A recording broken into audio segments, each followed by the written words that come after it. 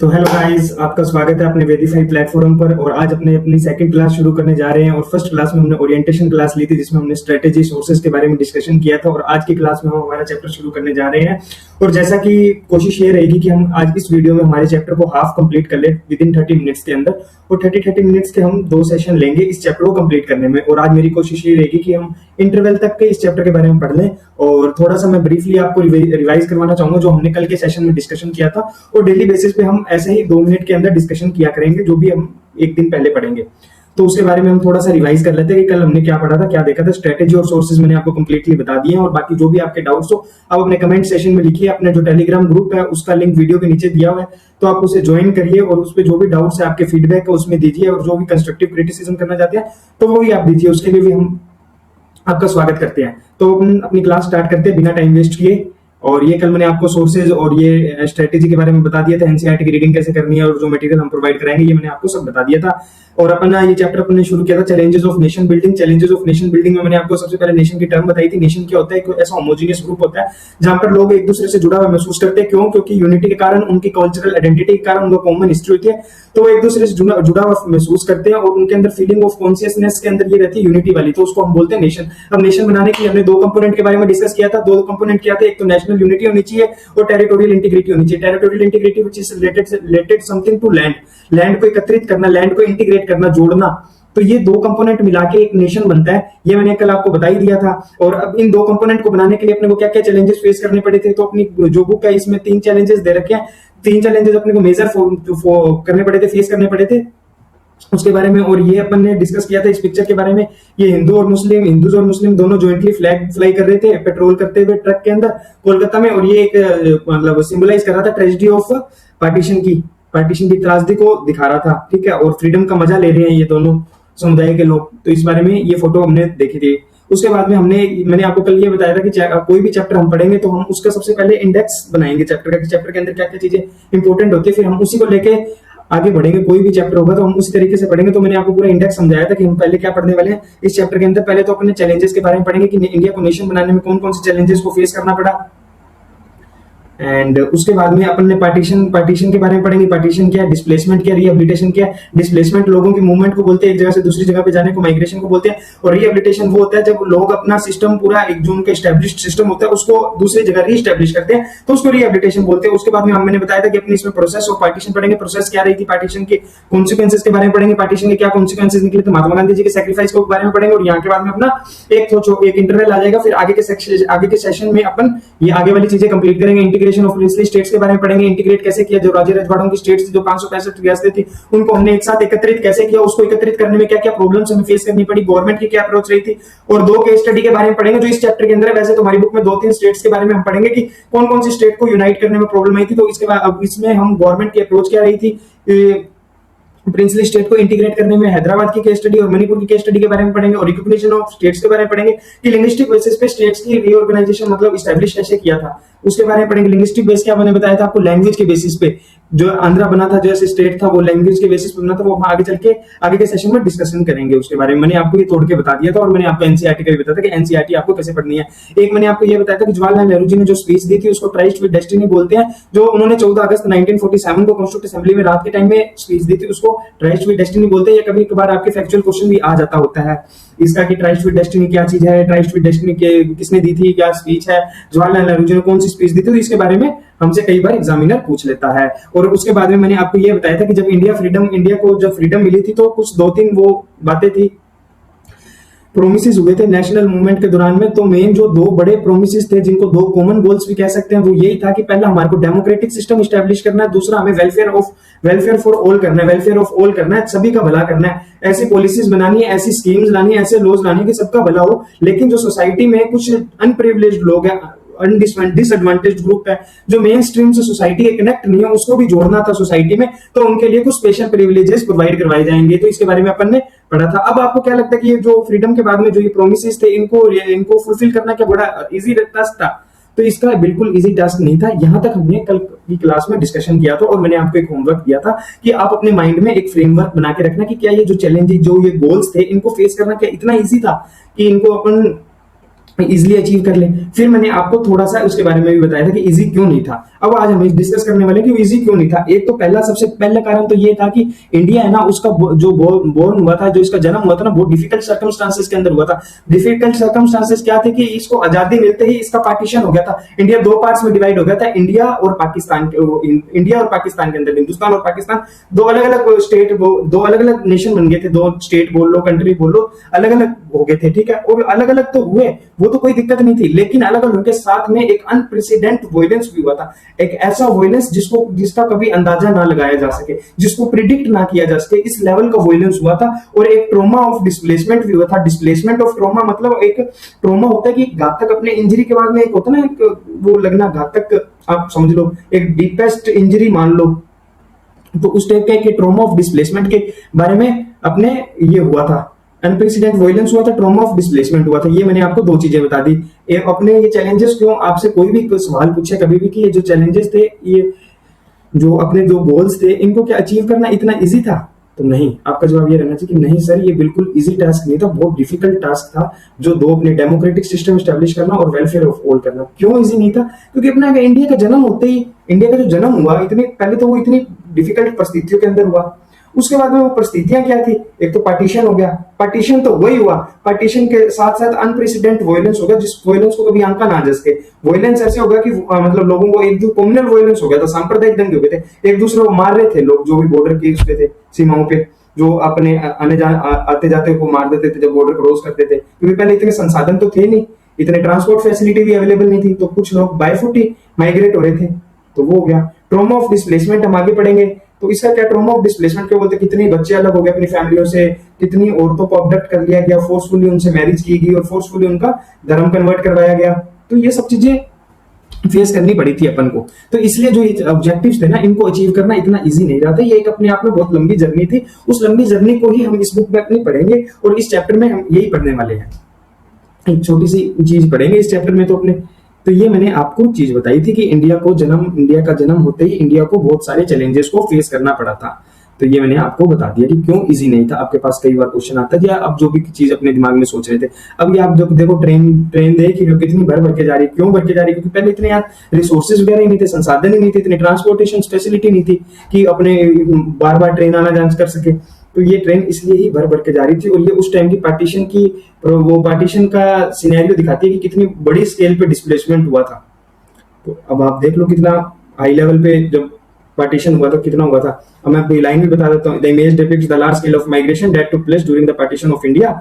This picture symbolize the massive displacement and migration of people during the partition of India into two independent country, India and Pakistan, in 1947। वही बात जो मैंने आपको बताई थी। तो यही है, ठीक है, समझ गए आप इतनी बात मेरी? आगे चलते हैं हम। तो आगे अब ये है, मैंने आपको ये बताया था कि इंडिया को इंडिपेंडेंट होते ही जब पार्टीशन हो गया था, तो उसके बाद में इनको 3 चैलेंजेस फेस करने पड़े थे। इंडिया के इंडिपेंडेंस से ही इंडिया को 3 चैलेंजेस फेस करने पड़े थे। तो 3 चैलेंजेस आपको कौन कौन से लगते हैं? जो मैंने आपको बताया, कल कहा भी था, आप 3 चैलेंजेस सोचना, और मैंने आपको थोड़ा बहुत 3 चैलेंजेस के बारे में ब्रीफली बताया भी था। पहला चैलेंज मैंने आपको क्या बताया था कि यूनाइट करना, ठीक है। यूनाइट कैसे करना? यूनाइट ऐसे करना, ग्रेट डाइवर्सिटी थी, अपना कॉन्टिनेंटल साइज तो बहुत बड़ा था, इसमें लार्ज स्केल पे डाइवर्सिटी थी। डाइवर्सिटी कैसे? कास्ट के बेसिस पे, रिलीजन के बेसिस पे, सोशल स्टेटस के बेसिस पे, लिटरेसी के बेसिस पे, हर तरीके से डाइवर्सिटी थी। लैंग्वेज के बेसिस पे, कल्चर के बेसिस पे, हर तरीके से डाइवर्सिटी। तो उन सबको यूनाइट करके एक नेशन की शेप देना, उनको सबको यूनाइट करना, आपसी में यूनाइट करना, जो डाइवर्सिटी थी उसको यूनाइट करना, सबसे पहला चैलेंज तो यही था। और इंटीग्रेशन ऑफ प्रिंसली स्टेट्स और integration of other provinces which are under in the British crown, तो उनको यूनाइट करने का पहला चैलेंज तो अपना ये था। दूसरा चैलेंज क्या था? दूसरा चैलेंज ये था कि डेमोक्रेसी को स्टैब्लिश करना। डेमोक्रेसी क्या होता है? डेमोक्रेसी ये होता है जहां अपने रिप्रेजेंटेटिव को वोटिंग के आधार पर खुद चुनते हैं, यूनिवर्सल एडल्ट फ्रेंचाइज पे, ताकि वहां पे वोटिंग कोई भी डिस्क्रिमिनेशन नहीं होता, वोटिंग में किसी भी प्रकार का कोई डिस्क्रिमिनेशन होता, सबको फ्रीडम होती है अपना रिप्रेजेंटेटिव चुनने का, और वो अपना रिप्रेजेंटेटिव अपने लिए आगे जाके रूल एंड रेगुलेशंस बनाता है पार्लियामेंट में जाके, तो उसको बोलते हैं डेमोक्रेसी स्टैब्लिश करना। तीसरा हमारा गोल क्या था? कि सोसाइटी में सभी का वेलफेयर करना, पूरी सोसाइटी का वेलफेयर करना, कोई भी किसी पर्टिकुलर किसी एक फिक्स्ड समुदाय का वेलफेयर ना करना, बल्कि सभी का वेलफेयर करना। जितने भी समाज में तबके हैं, जितने भी सेक्ट हैं, सबको एक साथ लेकर चलना, ये हमारा तीसरा चैलेंज था कि सभी का भला करना अपन को। ठीक है। अब आप कई बार समझोगे कि यार कई बार सरकार ने जैसे वो रिजर्वेशन दे रखा, तो ये तो डिस्क्रिमिनेशन हुआ। ये डिस्क्रिमिनेशन नहीं है, ये क्या है, इक्विटी का एग्जाम्पल है। कुछ लोगों के पास इतने रिसोर्सेज नहीं है कि वो दूसरे के बराबर हो सके, तो उनको सरकार ने एक प्लेटफॉर्म प्रोवाइड कर दिया। अब मान लो आप एक फुटबॉल का मैच देखने गए हो, फुटबॉल का मैच देखने गए हो, उसमें क्या होता है कि आप फुटबॉल का मैच देख रहे हो ग्राउंड के बाहर, और सामने आपके एक वॉल है, वॉल पे एक जने की हाइट तो इतनी है और एक जने की हाइट इतनी है, मतलब ठीक है, छोटी है। अब गवर्नमेंट क्या करेगी, जो ये वाला बंदा है ना, इसके नीचे क्या है, स्टूल लगा दिया है ताकि ये भी इसके बराबर आ जाए और ये मैच देख सके दोनों। तो इसको बोलते हैं कि इसको यही एक टाइप से आप मान लो वो है, रिजर्वेशन है। तो ये कोई डिस्क्रिमिनेशन नहीं है, ये इक्विटी का एग्जाम्पल है। उनको समान अपॉर्चुनिटीज प्रोवाइड कराना जो सोसाइटी की मेन स्ट्रीम से कट ऑफ है, उनको सोसाइटी की मेन स्ट्रीम में लेकर के आना, इसलिए ही ये दिया जाता है। ठीक है। तो मैंने अभी बाकी तो ये इसमें बहुत सारी कंट्रोवर्सीज वगैरह चलती रहती है, हर इंसान का अलग पॉइंट ऑफ व्यू होता है, तो अपन को उस पर नहीं जाना, अपने को सिर्फ अपने कोर्स तक सीमित रहना है। तो अभी हमने क्या बात कर ली, 3 चैलेंजेस के बारे में बात कर ली। आगे अभी अपने इनको थोड़ा थोड़ा ब्रीफली इन चैलेंजेस को आगे चल के देखते हैं। पहला चैलेंज मैंने आपको क्या बताया था, इसमें यही बात बताई गई कि इंडिपेंडेंट इंडिया था, बोर्न हुआ डिफिकल्ट सर्कमस्टेंसेस में। क्यों? क्योंकि पार्टीशन हो गया था, वॉयलेंस हो गया था, डिस्प्लेसमेंट हो गया था बड़े स्केल पे। तो ये मैंने आपको बता दी। अब इंडिया ने फेस किए 3 चैलेंजेस। अब 3 चैलेंजेस कौन कौन से थे भाई? पहला तो नेशनल यूनिटी, नेशन को यूनाइट करना, इंटीग्रेट करना, जोड़ना। क्यों? क्योंकि मैंने बताया आपको पहले कि बहुत सारी डाइवर्सिटी थी, उनकी डाइवर्सिटी की रिस्पेक्ट करते हुए सब लोगों को जोड़ना। जैसे कि ये फोटो में आप देख रहे हो, अलग अलग सबका पहनावा है, सबका अलग अलग कल्चर है, अलग अलग रिलीजियन है, बट हम सब क्या है, एक हैं। तो इन सबको यूनाइट करना। डाइवर्सिटी थी लैंग्वेज के आधार पे, कल्चर के आधार पे, रिलीजियन के आधार पे। कॉन्टिनेंटल साइज इतना बड़ा था। अब पार्टीशन के बाद में हमें तो ये डर था कि हमारा नेशन की तरह एक सर्वाइव कर पाएगा। अब तो अर्जेंट टास्क तो यही था ना सबसे पहले, कि हमें सबको यूनाइट करना, जो भी लोग थे सबको एक साथ जोड़ना। ठीक है। जो भी प्रिंसली स्टेट्स थे उनको इंटीग्रेट करना। तो ये हमारा पहला चैलेंज था। दूसरा चैलेंज यही आ गया, डेमोक्रेसी स्टैब्लिश करना। अपन कॉलोनियल रूल क्या होता है, अंग्रेजों का जो शासन था उसको कॉलोनियल रूल कहते हैं, ब्रिटिश रूल को। ब्रिटिश रूल एंड हो गया था, हमने डेमोक्रेसी एडॉप्ट कर ली थी। किसके आधार पर? यूनिवर्सल एडल्ट फ्रेंचाइज के आधार पर अपनों ने डेमोक्रेसी स्टैब्लिश कर ली थी। यूनिवर्सल एडल्ट फ्रेंचाइज, अब क्या पूछोगे, जो 18 साल से उनको वोट देने का अधिकार हो, जो 18 साल से ऊपर है उनको वोट देने का अधिकार हो, उनके साथ कोई भी डिस्क्रिमिनेशन ना किया जाए, रिलीजियन, कास्ट, सेक्स और प्लेस ऑफ बर्थ, किसी के भी आधार पर उनके साथ डिस्क्रिमिनेशन ना किया जाए, उनको सबको वोट देने का अधिकार हो, यूनिवर्सल एडल्ट फ्रेंचाइज के बेसिस पे वोटिंग हो। ठीक है। और डेमोक्रेसी चैलेंज ये था कि अपनी जो कंट्री थी पुअर थी और थोड़ी डाइवर्स सोसाइटी थी, तो उसके अंदर डेमोक्रेसी को स्टैब्लिश करना थोड़ा सा चैलेंजिंग टास्क था। अब आप अगले वाले चैप्टर में आप क्या पढ़ोगे कि बहुत सारी कंट्रीज थी, उन्होंने शुरुआत में डेमोक्रेसी नहीं रखी थी, वो एकदम से डेमोक्रेसी नहीं लेके आए थे, वो एकदम से उन्होंने वुमेन को राइट नहीं दिए थे वोट देने की, उन्होंने थोड़े टाइम बाद उनको राइट्स प्रोवाइड करवाए थे वुमेन को। और लोग जो डेमोक्रेसी थी, प्रॉपर डेमोक्रेसी, एकदम एंटायर डेमोक्रेसी जिसको बोलते हैं, वो एक साथ नहीं लेके आए थे, उसको लाने में उनको थोड़ा थोड़ा टाइम लगा था। तीसरा, हमने इकोनॉमिक डेवलपमेंट के बारे में बात की थी। तीसरा जो चैलेंज था, वाइड सेपरेट पॉवर्टी थी, मतलब बहुत बड़े लेवल पे पॉवर्टी थी। अब पॉवर्टी, उसके बाद में हमारे पास डेवलपमेंट के 2 मॉडल थे, एक तो कैपिटलिस्ट मॉडल था, एक कम्युनिस्ट मॉडल था। कैपिटलिस्ट मॉडल वो होता है जहां मार्केट फोर्सेस फ्री रहती है, वहां गवर्नमेंट का कोई इंटरफेरेंस नहीं होता, लेकिन मार्केट प्रॉफिट मोटिव के कारण, प्रॉफिट मोटिव के लिए काम करती है। एक होता है कम्युनिस्ट सिस्टम। कम्युनिस्ट सिस्टम में सब चीजें गवर्नमेंट के कंट्रोल में होती है, सारे रिसोर्सेज मार्केट गवर्नमेंट के कंट्रोल में होती है, गवर्नमेंट जैसी पॉलिसीज बनाएगी उसके हिसाब से ही काम चलेगा। तो हमें इन दोनों मॉडल्स में से अडॉप्ट करना था कि हमें कौन सा मॉडल अडॉप्ट करना है। और इन 2 मॉडल के आधार पर उस टाइम पे कोल्ड वॉर भी चल रही थी। कोल्ड वॉर जो आप अपनी जो सेकंड बुक है उसमें भी पढ़ोगे, ठीक है, उसमें कोल्ड वॉर वाला जो चैप्टर है उसमें पढ़ोगे कोल्ड वॉर क्या थी क्या नहीं थी। उसमें 2 गुटबाजियां चल रही थी, नाटो की और ये यूएसएसआर वाले की, वार्सा पैक्ट वाले की, है ना, इनकी दोनों की गुटबाजी चल रही थी। जो यूएसएसआर था वो तो उसका तो कम्युनिस्ट सिस्टम था, और जो यूएसए था उसका कैपिटलिस्ट सिस्टम था। अब दोनों अपने अपना सिस्टम वो बढ़ाना चाह रहे थे, क्योंकि कौन सा सिस्टम बढ़ाना है। अपने इंडिया के सामने एक चैलेंज ये भी था कि अपन कौन सा सिस्टम अडॉप्ट करें, लेकिन फिर इंडिया ने सबसे बेहतरीन ऑप्शन चुना, मिक्स्ड इकोनॉमी अपनाई। मिक्स्ड इकोनॉमी जहां पे फ्री मार्केट फोर्सेस भी होगी और गवर्नमेंट का इंटरफेरेंस भी रहेगा मार्केट के अंदर। तो ये मैंने आपको थोड़ी सी चीज लिंक करके आपकी फर्स्ट वाली जो बुक है इंडिया कंटेम्परेरी वाली, आईआर वाली, उससे थोड़ा सा मैंने आपको लिंक कर दिया इस चैलेंज को। तो हम इस तरह से धीरे धीरे लिंकिंग, इंटरलिंकिंग करके चीजों को पढ़ेंगे। तो उससे क्या है, आप अपनी जो फर्स्ट बुक में जो कुछ चीज लिख के आ रहे हो, तो आप फर्स्ट बुक वाली चीज इस बुक में इस्तेमाल कर सको और ये इस बुक वाली चीज उसमें इस्तेमाल कर सको, ताकि आपके नंबर काफी अच्छे हैं और आपको कंसेप्ट याद रहे। कि क्या कि यार हर सब्जेक्ट के अंदर क्या कड़ियां होती है, चैन की तरह होता है। जो भी अपन टॉपिक पढ़ते हैं चैन की तरह पढ़ना चाहिए, उसका क्या इंपैक्ट पड़ रहा है, इकोनॉमी पे क्या इंपैक्ट पड़ रहा है, पॉलिटी पे क्या इंपैक्ट पड़ रहा है, हिस्ट्री पे क्या इंपैक्ट पड़ रहा है। जैसे आपको एग्जांपल थोड़ा छोटा सा एग्जांपल बता देता हूँ कि क्या होता है, जियोग्राफी, कोई भी कंट्री है ना, उसकी इकोनॉमी किस पे डिपेंड करेगी, उसकी जियोग्राफी पे, समझ गई बात मेरी। और उसकी जो इकोनॉमी है वो किस पे डिपेंड करेगी, उसकी पॉलिटी पे, उसकी पॉलिटिक्स। समझ गए आप मेरी बात। तो ये बात थी, और ये मैंने आपको 3 चैलेंजेस के बारे में ब्रीफली बता दिया, ठीक है। दूसरा चैलेंज थोड़ा सा मैं आपको और डीप में बता देता हूँ कि हमें जो डेमोक्रेसी थी किस तरह से स्टैब्लिश करनी थी। एक तो हमारे को डेमोक्रेटिक कॉन्स्टिट्यूशन लेके आना था। डेमोक्रेटिक कॉन्स्टिट्यूशन लाना ही जरूरी था, लेकिन खाली डेमोक्रेसी स्टैब्लिश करने से कुछ नहीं होता, डेमोक्रेटिक कॉन्स्टिट्यूशन भी अपन को लेके आना था। और ये दोनों एक तरह के एक दूसरे के पूरक है, एक दूसरे का कॉम्प्लीमेंट्री है, एक के बिना दूसरा नहीं है। अब कॉन्स्टिट्यूशन तो लिया है, अब उसमें हमने एक तो फंडामेंटल राइट प्रोवाइड करवाए, सबको वोट देने का अधिकार दिया, और एडोप्टेड हमने, इंडिया ने एडोप्ट की रिप्रेजेंटेटिव डेमोक्रेसी, डेमोक्रेसी स्टैब्लिश की, जिस पार्लियामेंट्री फॉर्म ऑफ गवर्नमेंट के आधार पे अपनी एक पार्लियामेंट होती है, वहां अपने रिप्रेजेंटेटिव चुनते हैं, वो जाते हैं और अपने लिए वहां पे जाके रूल्स एंड रेगुलेशंस बनाते हैं, जो कि हमारे हित के लिए होते हैं, जो हमारे इंटरेस्ट के लिए काम करते हैं। तो हमने, इंडिया ने रिप्रेजेंटेटिव डेमोक्रेसी को मॉडल को अपनाया था। और रिप्रेजेंटेटिव डेमोक्रेसी और पार्लियामेंट्री फॉर्म ऑफ गवर्नमेंट है, इसको हम पूरा डीपली डिस्कशन करेंगे अपना जो कॉम्प्रिहेंसिव वाला कोर्स है। अभी इसमें ज्यादा इस पे ब्रीफली डिस्कस कर लो, इस पे उस पे डीप में डिस्कशन करेंगे अपने कॉम्प्रिहेंसिव वाले कोर्स में। और ठीक है, अपने को अब रियल चैलेंज क्या था, अपने को डेमोक्रेटिक प्रैक्टिसेस भी स्टैब्लिश करनी थी कॉन्स्टिट्यूशन के अकॉर्डिंग, जो कॉन्स्टिट्यूशन में चीजें दे रखी है, और वो रियल लाइफ के अंदर अपनानी थी। और हमें क्या, खाली लॉज को ना पेपर तक नहीं लिखना था, उनको आम जनता तक पहुंचाना था, उनको आम जनता को समझाना भी जरूरी था उन लॉज के बारे में। तो समझ गए आप मेरी बात। दूसरा चैलेंज हमारा इस डेमोक्रेसी को स्टैब्लिश करना था, डेमोक्रेटिक कॉन्स्टिट्यूशन। खाली डेमोक्रेसी स्टैब्लिश करने से कुछ नहीं होता, हमें डेमोक्रेटिक कॉन्स्टिट्यूशन भी बनाना पड़ेगा। डेमोक्रेटिक कॉन्स्टिट्यूशन बनाने के बाद में हमें डेमोक्रेटिक प्रैक्टिसेस को रियल लाइफ में इंप्लीमेंट करना होगा, और जो हमारे लॉज वगैरह है, जो हमारे फंडामेंटल राइट्स है, वो आम जनता तक भी पहुंचाने भी जरूरी थे, ताकि वो भी अवेयर रहे, उनको अवेयर करवाना भी जरूरी था। और हमने ये एक तो रिप्रेजेंटेटिव डेमोक्रेसी का मॉडल अपनाया था, जो कि पार्लियामेंट्री फॉर्म ऑफ गवर्नमेंट के आधार पे है, और सभी को राइट वोट देने का राइट प्रोवाइड करवाना था। तो ये दूसरा चैलेंज हो गया। तीसरा चैलेंज क्या है, तीसरा चैलेंज ये है कि डेवलपमेंट करना, तो सोसाइटी या किसी एक तबके का डेवलपमेंट नहीं करना था, बल्कि पूरी सोसाइटी का डेवलपमेंट करना था। उसके लिए हमारे कॉन्स्टिट्यूशन में प्रावधान दिए गए थे। एक तो प्रिंसिपल ऑफ इक्वालिटी का, प्रिंसिपल ऑफ इक्वालिटी क्या होती है, सबको समानता का अधिकार, सबको समानता के नजरिए से देखना। जैसे आप अपने कॉन्स्टिट्यूशन में आर्टिकल 14 पढ़ते, इक्वालिटी बिफोर लॉ वाला, तो उस टाइप से ये प्रिंसिपल ऑफ इक्वालिटी अपनों ने अपनाया।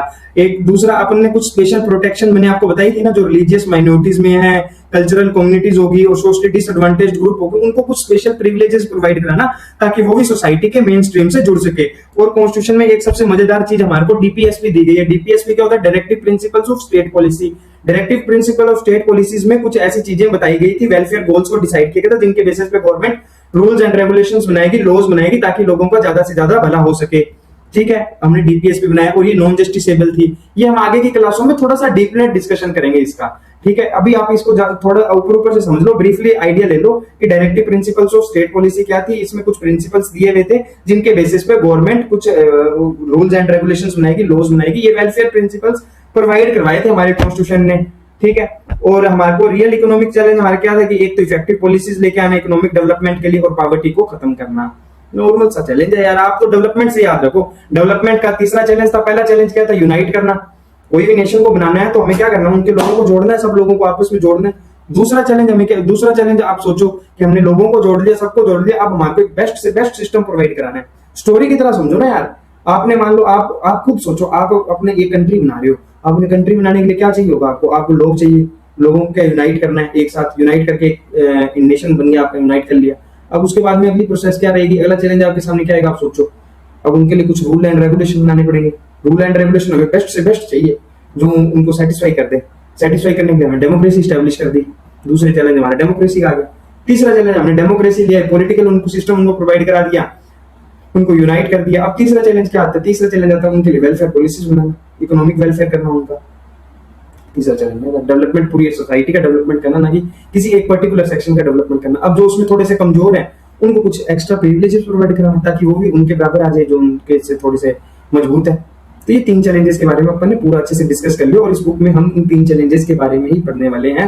और जो पहला चैलेंज है अपना नेशन बिल्डिंग वाला, वो अपने फर्स्ट चैप्टर में पढ़ेंगे, और डेमोक्रेसी वाला जो चैलेंज है अपने सेकंड चैप्टर में पढ़ेंगे, era of one party dominance में। और जो तीसरे वाला चैलेंज है डेवलपमेंट वाला, वो अपन अपने थर्ड चैप्टर में पढ़ेंगे, politics of plan development, plan government वाले चैप्टर में अपन ये चैलेंजेस के बारे में पढ़ेंगे। और इस स्लाइड में भी यही बात लिखी हुई है कि अपन ये जो 3 चैलेंजेस अपने शुरुआती दौर में, इंडिपेंडेंस के बाद में, आजादी के बाद में शुरुआती दौर में जो चैलेंजेस हमें फेस करने पड़े थे, वो अपने इन तीन चैप्टर्स में पढ़ेंगे, जो फर्स्ट इनिशियल 3 चैप्टर्स है। और बाकी इस पूरी बुक के अंदर हम उस टाइम का political development, social development, economic development के बारे में पढ़ेंगे पूरी बुक के अंदर। ठीक है, तो 3 चैलेंजेस मैंने आपको ये बता दिए, 3 चैलेंजेस क्या थे और कौन कौन से चैप्टर में हम ये पढ़ेंगे।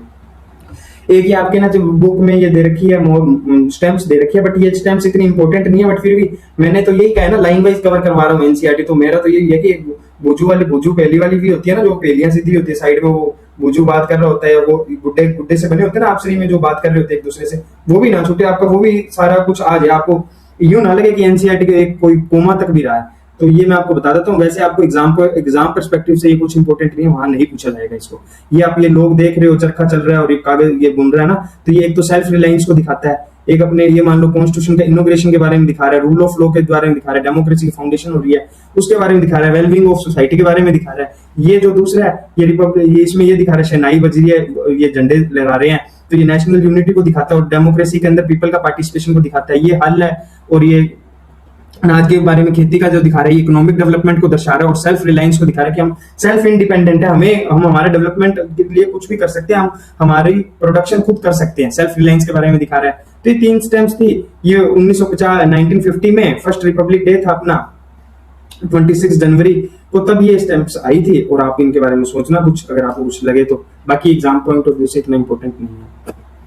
और ये आपकी बुक में एक पोएम दी हुई थी, इस पोएम में ज्यादा कुछ याद मत रखना, इतना याद रखने के लिए भी इतना याद भी नहीं रहता, और याद रखने के लिए जरूरी भी नहीं है इतना। बस आप ये याद रखना कि जो ये फैज अहमद फैज जी ने, ये उर्दू पोएम थी जो सुबह आजादी के बारे में लिखा था।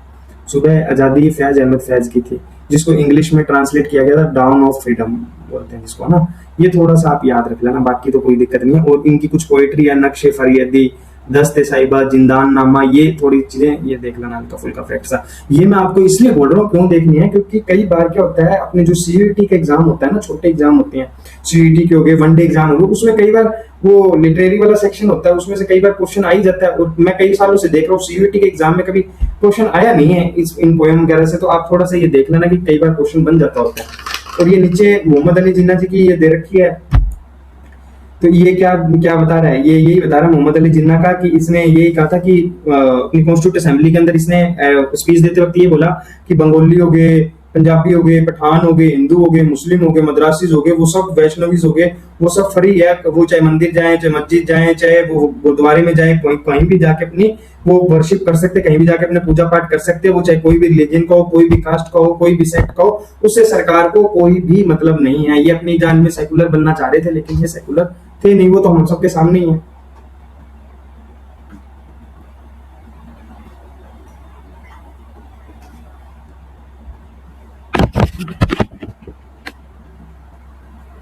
Sorry guys. और उसके बाद में अपनी एक पोएम आती है, ये वारिस शाह, टुडे आई कॉल वारिस शाह, ये किसने लिखी थी, अमृता प्रीतम जी ने।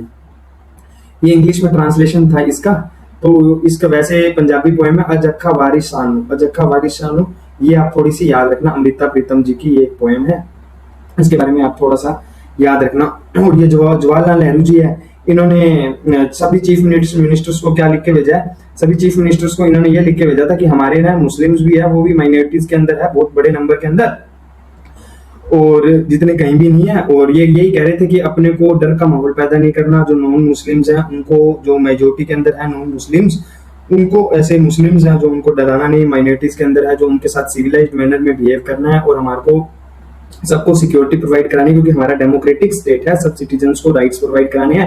अगर हम ऐसा करने में वो अगर फेल होते हैं, अगर हम ऐसा डर का माहौल पैदा करते हैं, तो ये जो पॉइजन है ये पूरी बॉडी में फैल जाएगा, बॉडी इन द पॉलिटिक्स की उसमें पूरा फैल जाएगा और सब चीजें डिस्ट्रॉय कर देगा। पार्टीशन जैसा सिनेरियो इन फ्यूचर फिर दोबारा भी बन सकता है। तो उसका कहने का मतलब यही था कि हम सबको मिलजुल के रहना है। और ये अब अपन स्टार्ट करते हैं पार्टीशन के बारे में। पार्टीशन क्या था, डिस्प्लेसमेंट क्या है, रिहेबिलिटेशन क्या है, इसको थोड़ा सा अपन पहले ब्रीफली डिस्कस किया था। अब अपन इसको थोड़ा डीप में डिस्कशन करना स्टार्ट करते हैं कि क्या है क्या नहीं है, ठीक है। तो अब आगे चलते हैं। अब जो ये आप मैप देख रहे हो, एक इस मैप में आप देखो ग्रीन एरो बने हुए हैं।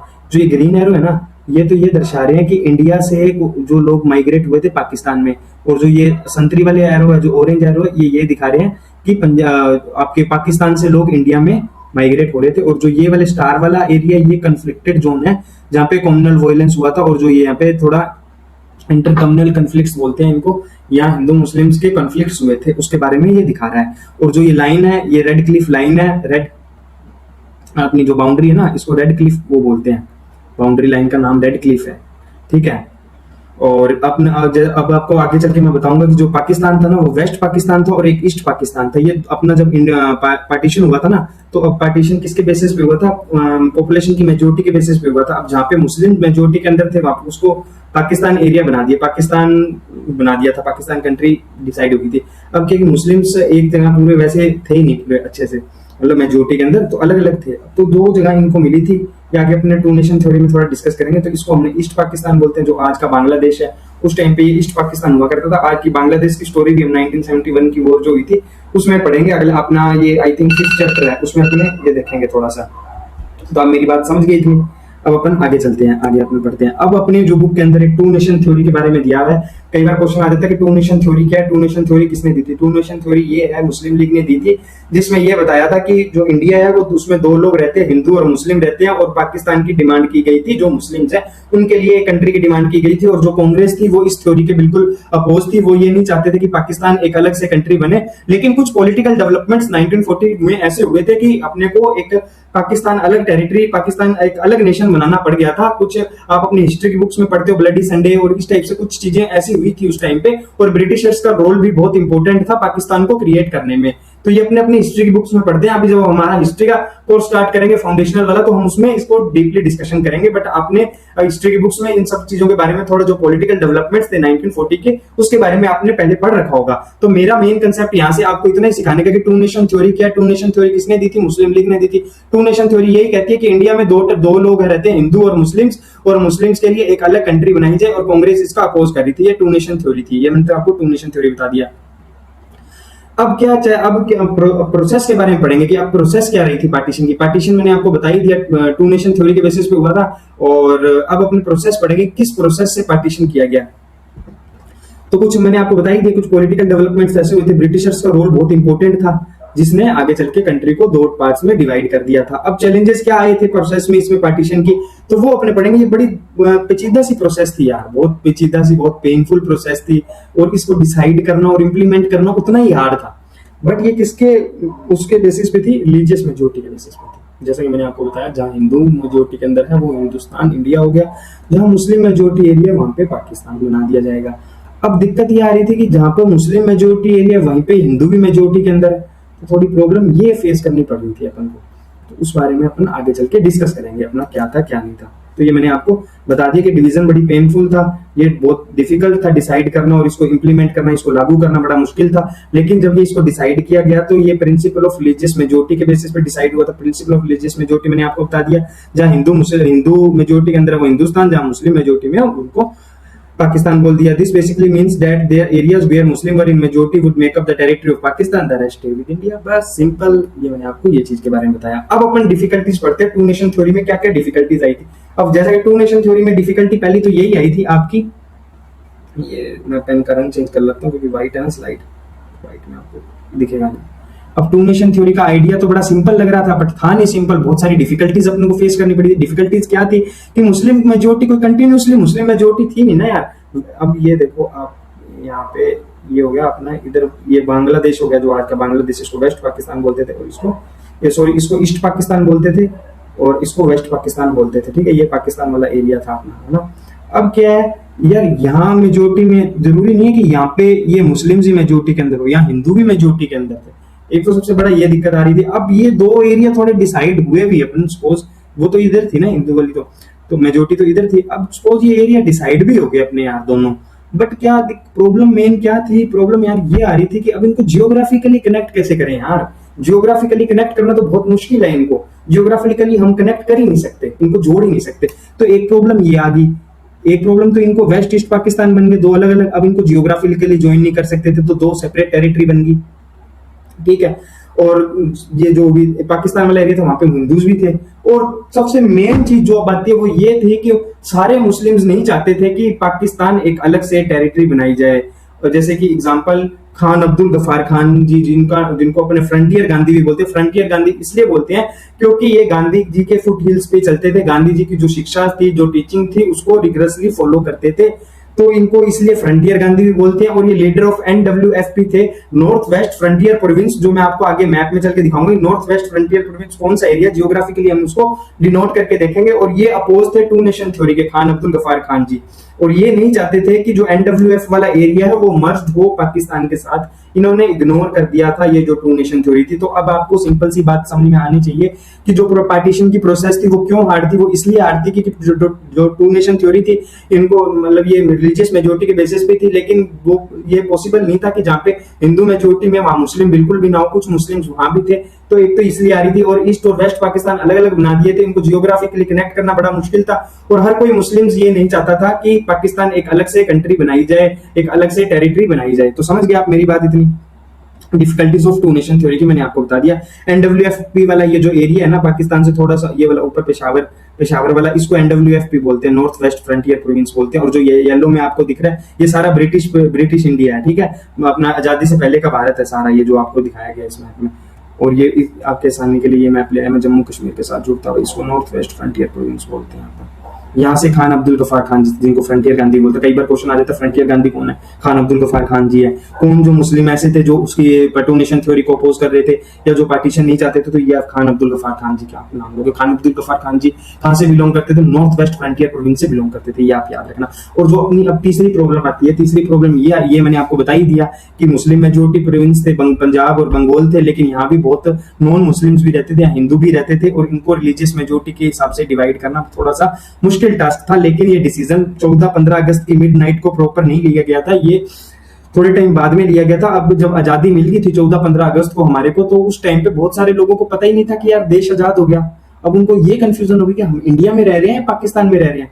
अब उस कारण क्या हुआ, पार्टीशन जब हुआ पंजाब और बंगाल का, तो बड़े लेवल पे एक वॉयलेंस उभर गया, मैक्सिमम लेवल पे वॉयलेंस होगा, अनप्रेसिडेंट वॉयलेंस होगा, जिस वॉयलेंस के बारे में हम प्रेडिक्ट ही नहीं कर सकते। इस टाइप का वॉयलेंस होगा, डिस्प्लेसमेंट होगी लार्ज स्केल पे, और ये डीपेस्ट ट्रॉमा बन गया अपने लिए पाकिस्तान पार्टीशन का।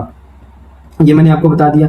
फोर्थ प्रॉब्लम ये थी, फोर्थ प्रॉब्लम सबसे ज्यादा सीरियस प्रॉब्लम थी। अब बहुत सारे लोग बॉर्डर की साइड पे रह रहे थे, अब इतने उस टाइम पे साधन डेवलप नहीं थे, वो बाय फुट अपने घर से इधर माइग्रेट हो रहे थे, फोर्सफुली उनको निकाला जा रहा था। जिस जगह जो उनका लैंड था, आज उसी लैंड पे वो एलियनेटेड हो गए, वही उनके लिए अजनबी सा हो गया, बहुत स्ट्रेंज हो गई उनके लिए वही लैंड।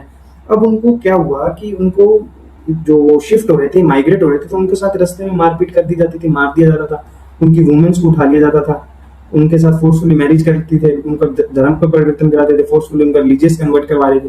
तो जो माइनॉरिटीज थी वो टारगेट बन गई थी इस वॉयलेंस का।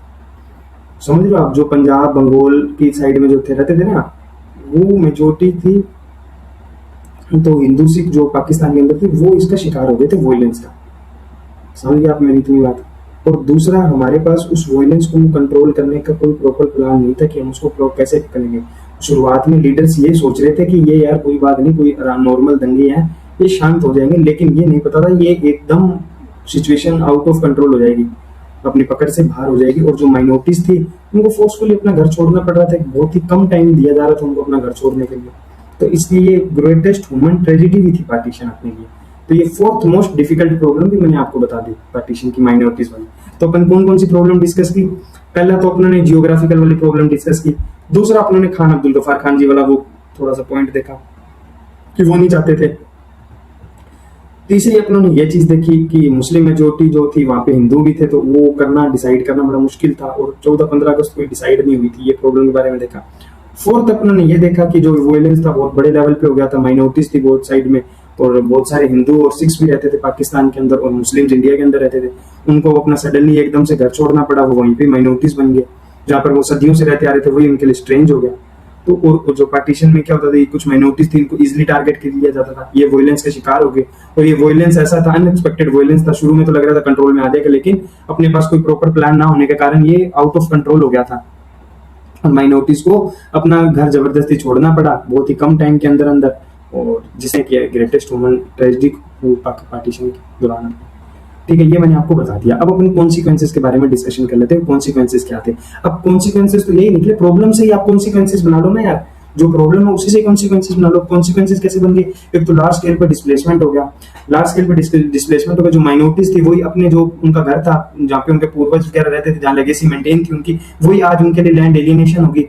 अब वो एलियनेशन होगी वहीं पे, अब उनके लिए सब चीजें स्ट्रेंज होगी, उनको बहुत कम टाइम के अंदर अपना माइग्रेट करना था। माइग्रेट होते टाइम में वो बाय फुट माइग्रेट होते थे, तो उस टाइम पे ट्रांसपोर्ट की इतनी सुविधा उपलब्ध नहीं थी। अब सुविधा उपलब्ध ना होने के कारण उनको बीच रास्ते में वॉयलेंस का शिकार होना पड़ता था। उनकी महिलाओं को उठा लिया जाता था, अबडक्ट कर लिया जाता था, फोर्सफुली उनके साथ मैरिज कर ली जाती थी, रेप कर दिया जाता था उनका। अब कुछ लोगों ने अपना फैमिली ओनर बचाने के लिए अपनी घर की महिलाओं को मार दिया था, फैमिली किलिंग की थी, जिसको अपना फैमिली ओनर बचाने के लिए। तो ये सब चीजें थी। पहला तो किलिंग, बहुत बड़े लेवल पे किलिंग हुई, एट्रोसिटीज फैली। ठीक है, और पेन चेंज कर लेता हूँ 2 मिनट। हाँ, एक तो ये मैंने आपको बहुत सारे इसके नेगेटिव कॉन्सिक्वेंसेस थे यार, ज्यादातर अपने जो पार्टीशन के थे नेगेटिव कॉन्सिक्वेंसेस थे। एक तो बहुत बड़े लेवल पर अनप्लान्ड वो था, ट्रेजिक ट्रांसफर था पॉपुलेशन का, कोई प्रॉपर प्लान नहीं था। ठीक है, अब प्लान ना होने के कारण बहुत बड़े लेवल पे किलिंग हुई, एट्रोसिटीज फैली। लाहौर, अमृतसर, कोलकाता है, ये कम्युनल जोन के अंदर बन गए थे। कम्युनल जोन वो होता है जहाँ पर सांप्रदायिक दंगे हो रहे थे बहुत बड़े लेवल पे। ठीक है, ये बात आपको समझ में आ गई। और बहुत सारे माइनॉरिटीज में जो बहुत साइड के में रह रहे थे पाकिस्तान में, और इंडिया आ रहे, पाकिस्तान से इंडिया आ रहे थे और इंडिया से पाकिस्तान जा रहे थे, उनको बहुत टाइम तक, लंबे टाइम तक रिफ्यूजी कैंप्स में रहना पड़ा, कुछ को कुछ महीने, कुछ को कुछ सालों, कुछ को दिनों तक रहना पड़ा। तो ये हो गया। अब इनका क्या, इसका क्या इम्पैक्ट पड़ा? इम्पैक्ट तो यही सिंपल यार, ये मान लो कि बाय फुट आते थे, मैंने आपको पहले ही बताया था कि उनके पास वो सुविधा तो थी नहीं ट्रांसपोर्टेशन की, तो उनको ट्रैवल करना होता था, तो बॉर्डर से बाय फुट ही करते थे। अब पैदल चल के आ रहे हैं तो बीच में उनको मार दिया जाता था, किल कर दिया जाता था, रेप कर दिया जाता था उनकी महिलाओं का। ठीक है, बहुत सारे लाखों के अंदर तादाद में रिफ्यूजीज आए थे और रिफ्यूजी कैंप में उन्होंने शरण ली थी। तो ये सब चीजें मैंने आपको बताई थी। कुछ कुछ सालों रहे, कुछ को कुछ महीने रहना पड़ा, और बहुत सारे लोगों को अपनी फैमिली छोड़नी पड़ी, पता ही नहीं लगा, फैमिली से अलग हो गए। आपने भाग मिल्खा भाग मूवी तो देखी है ना यार, उसमें वो बताता है ना मिल्खा सिंह जी की स्टोरी, वो चाइल्ड स्टोरी के बारे में बताते हैं ना, तो वो यही तो रिफ्यूजी कैंप वाले ही तो सीन दिखाते हैं उसमें, पार्टीशन के दौरान। उसके सबसे ज्यादा पार्टीशन से सफर ही वुमेन हुई थी, वुमेन दोनों साइड से सफर हुई थी, क्योंकि इनको अबडक्ट कर लिया जाता था, हजारों की तादाद में अबडक्ट हो गया। अबडक्ट मतलब किडनैप कर लिया जाता था, इनको फोर्सफुली इनका धर्म कन्वर्ट करवा दिया जाता था, इनके साथ रेप वगैरह हो जाता था। तो बहुत सारे सिनेरियो के अंदर तो खुद की फैमिली वाले ही अपना फैमिली ओनर बचाने के लिए अपने घर की औरतों को मार देते थे, किल कर देते थे। तो ये मैंने आपको बता दिया। पार्टीशन ऑफ इंडिया, बहुत बड़े लेवल पर वॉयलेंस हुआ, डिस्प्लेसमेंट हुआ, पेन सफरिंग थी। और जो राइटर्स थे इन्होंने एक डिवीजन ऑफ हर्ट्स की तरह इसको डिस्क्राइब किया, नोवेल स्टोरी फिल्म जो क्रिएटर थे उन्होंने, जो ह्यूमन सफरिंग्स थी, इमोशंस का लॉस होना, जो सब चीजें थी, उसको डिवीजन ऑफ हर्ट्स की तरह से वो किया। अब अपने को पास पार्टीशन के बाद में कुछ ऐसे सवाल मन में आए कि जैसे अपने जो लीडर्स थे, इंडियन फ्रीडम स्ट्रगल के लीडर्स थे, वो तो बिलीव करते ही नहीं थे पार्टीशन पे, बट फिर भी पार्टीशन रीजन के बेसिस पे बना दिया। अब कई बार क्वेश्चन उस टाइम फिर क्वेश्चन ये उठे कि वो तो बन गया पाकिस्तान, क्या इंडिया भी हिंदू नेशन हो जाएगा, क्या हिंदू नेशन बन जाएगा क्या ऑटोमेटिकली? तो ये कुछ क्वेश्चन आने लगे थे। जैसे पाकिस्तान तो उसके रिलीजन के बेसिस पे कंट्री बन गई, तो क्या हिंदू नेशन बनेगा क्या अपना? तो अब अपने जो पॉलिटिकल इंटरेस्ट थे दोनों कन्फ्लिक्ट के बीच में, जो मुस्लिम लीग थी वो प्रोटेक्ट करती थी किसको? मुस्लिम्स के इंटरेस्ट को, कॉलोनियल इंडिया के टाइम में, ब्रिटिश इंडिया के टाइम में। लेकिन जो कुछ ऑर्गेनाइजेशन अपने इंडिया में, अपने हिंदुस्तान में भी ऐसे थे जो हिंदूज के लिए खड़े थे और इनके लिए ही काम कर रहे थे, और वो चाहते थे हिंदू नेशन में कन्वर्ट करना, जैसे मुस्लिम लीग का था। लेकिन जो हमारा आइडिया था इंडिया का, वो सेकुलरिज्म को हमने फॉलो किया था, जहां पर सब लोग इक्वल है, सब धर्म हमारे लिए इक्वल है, कोई भी बड़ा छोटा नहीं है, किसी के साथ कोई किसी प्रकार का डिस्क्रिमिनेशन नहीं किया जाएगा, सब अपने रिलीजियस को प्रैक्टिस करने के लिए, प्रोपेगेट करने के लिए, वर्शिप करने के लिए फ्री है। सेकुलरिज्म का एक जो आइडिया था अपने इंडियन कॉन्स्टिट्यूशन के अंदर एनश्राइंड है, दिया हुआ है, ये अपना इंडिया का आइडिया था। ठीक है, और अब मैं आपको थोड़ा सा बता देता हूँ लास्ट टॉपिक जो अपना आज का है, महात्मा गांधी जी का क्या सेक्रीफाइस रिया था, जो मैंने आपको पहले बताया था ना कि अपने इंटरवल टाइम होगा महात्मा गांधी जी के सेक्रीफाइस के बाद में। तो अब अपने लास्ट टॉपिक आज का महात्मा गांधी जी का सेक्रीफाइस पढ़ लेते हैं। अब 15 अगस्त को 1947 में 15 अगस्त 1947 में अपना देश आजाद हो गया था, बट महात्मा गांधी जी ने उस दिन इंडिपेंडेंस डे सेलिब्रेट नहीं किया था। उसकी बजाय वो कोलकाता के अंदर थे, जहाँ पे हिंदू और मुस्लिम एक दूसरे से झगड़ रहे थे और बहुत बड़े लेवल पे कम्युनल वायलेंस फैला हुआ था। उसको शांत करने के लिए सत्याग्रह कर रहे थे, उनको यहाँ यूनाइट कर रहे थे, लेकिन वो फेल हो गए थे। उस कम्युनल वायलेंस को वो शांत नहीं कर पाए, तो फिर उन्होंने एट द एंड क्या किया, उन्होंने फास्ट रख लिया अंटिल डेथ तक का। ठीक है, तो उससे क्या हुआ, बहुत टेम्परेरी पीस आई, लोगों में पीस आई, कम्युनल जो वायलेंस था वो थोड़ा सा थमा, थोड़ा सा शांत हुआ। फिर बाद में गांधी जी थोड़े टाइम में, जब वहां पे कोलकाता में वायलेंस थोड़ा सा शांत हो गया था उनके फास्ट रखने से, फिर वो थोड़े टाइम में दिल्ली चले गए थे। अब दिल्ली में वायलेंस सेपरेट हो ही गया था। अब उनको, वो थोड़े से चिंतित थे, उनकी मुस्लिम जो इंडिया के अंदर रह रहे थे उनकी सेफ्टी और डिग्निटी को लेकर वो थोड़े से चिंतित थे। वो भी उनको, मुस्लिम्स को ऐसे चाहते थे इनको as a equal citizen treat किया जाए, लेकिन वो इंडियन गवर्नमेंट के एक डिसीजन से अनहैप्पी थे। वो ये था कि कुछ अमाउंट फिक्स की गई थी, जब पार्टीशन होगा तो उनको वहां दी जाएगी, वो अमाउंट पे की जाएगी, वो जो अमाउंट थी वो पे नहीं की गई थी। तो वो उस चीज से नाखुश थे, और जो दिल्ली में पीस लाने के लिए इन्होंने फिर फास्ट रख लिया था अंटिल डेथ तक, ताकि जिससे थोड़ी सी कम्युनल टेंशन कम हो, थोड़ा कम्युनल वायलेंस जो कम हो, ताकि दिल्ली में थोड़ी पीस आ सके, शांति बन सके। अब क्या हुआ, कुछ एक्सट्रीमिस्ट थे, वो गांधी जी का जो हिंदू सपोर्टर्स मान लो या एक्सट्रीमिस्ट मान लो, वो क्या गांधी जी के इस डिसीजन से थोड़ा खुश नहीं थे। उनको ये लगता था कि ये मुस्लिम्स की ज्यादा सपोर्ट करते हैं और ये अपने इंडिया के लिए थोड़ा खतरा हो सकता है।